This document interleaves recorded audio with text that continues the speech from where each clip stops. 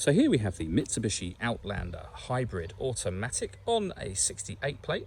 I'm going to start off by showing you around the outside of the car, and then we'll hop in and run through some controls on the inside. But from the outside you can see it's a 5-door car with alloy wheels. Let's start off inside the boot and then work our way around the rest of the car from there. So as we approach the back of the car, you'll notice there are no reversing sensors. That's because this car's got a 360 parking camera, which I'll show you properly when we're inside the car.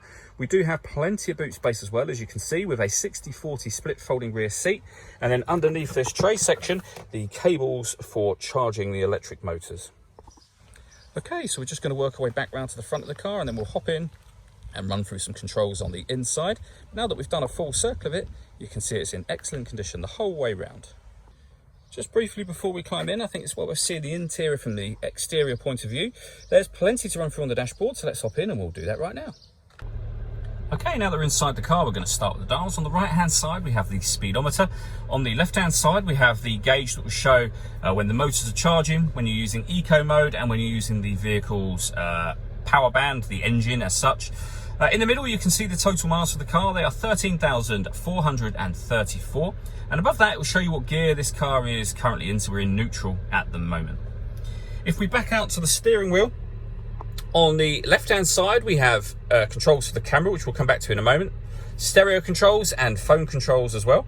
And on the right hand side we have cruise control and speed limiter. The paddles here, so the minus and plus pedal on this side, are so that you can change gear manually with this automatic gearbox. Over in the center we have the main stereo screen for the car. This is where, amongst other things, you can pair your phone. You can see the phone icon just there. You can access your music, DAB, FM, AM radio, your iPod, USB input, Bluetooth audio. It's all touch screen, so you can move on to the next screen from there as well. If I put the car into reverse, you'll see the camera.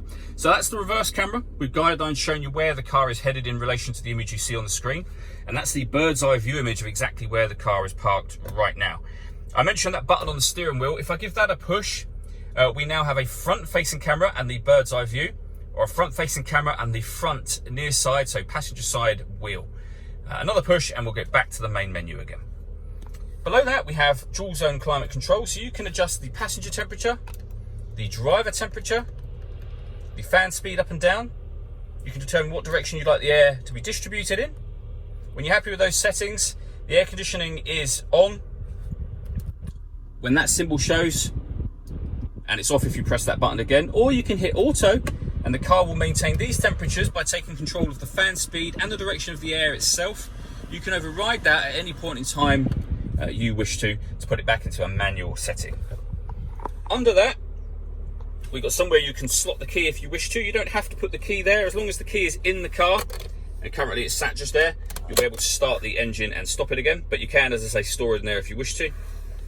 We have a 12-volt charging socket, USB input underneath here, proper heated front screen, heated steering wheel, blind spot monitoring system, so the car is able to warn you if you have a car in your blind spot on either side of the car. So we've got 2 cup holders here. The key is in one of those at the moment. And then the gear lever for the automatic gearbox. And then lastly, we have these buttons just here. So this is to put the car into 4-wheel drive, put the gearbox into sport mode.